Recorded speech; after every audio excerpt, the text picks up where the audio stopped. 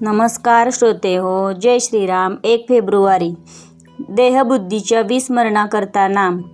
आपली आपल्याला ओळख करून घ्यायला नामस्मरण हाच उपाय आहे.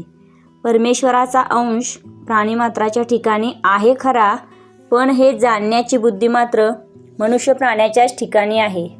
पण त्याची अधोगती कशी होत जाते पहा. जीव मुळात परमेश्वर स्वरूपच असल्यामुळे प्रथम तो म्हणतो मी तो म्हणजे परमेश्वरच आहे. इथपासून घसरत तो म्हणतो मी त्याचा आहे आणि अखेर त्याचा माझा काही संबंध नाही, इथपर्यंत तो खाली येतो.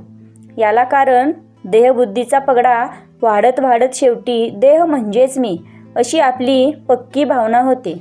पण असे असले तरी मनुष्य अजाणता का होईना पण खरे आहे ते ओळखल्यासारखेच बोलतो.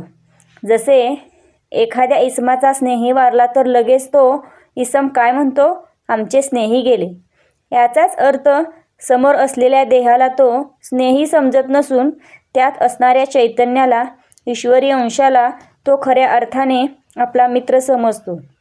म्हणजे अजाणता का होईना पण खरे तेच त्याच्या तोंडून बाहेर पडते. असे असले तरी स्वतःच्या बाबतीत मात्र तोही जाणीव कायम राखीत नाही आणि आपण म्हणजे देहच असे समजून तो वागत असतो.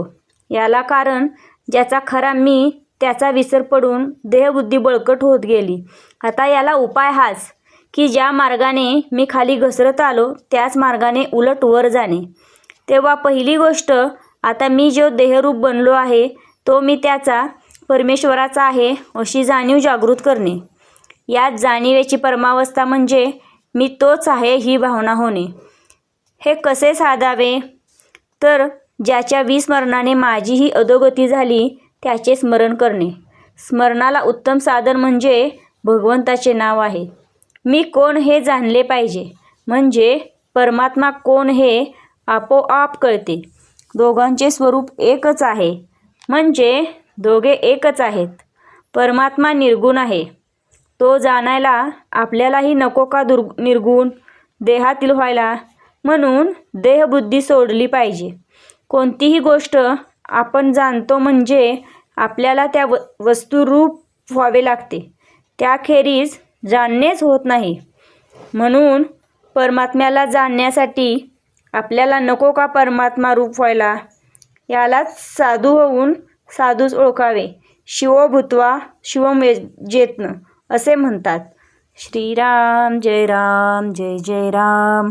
श्रीराम जय राम जय जय राम. श्रीराम जय राम जय जय राम.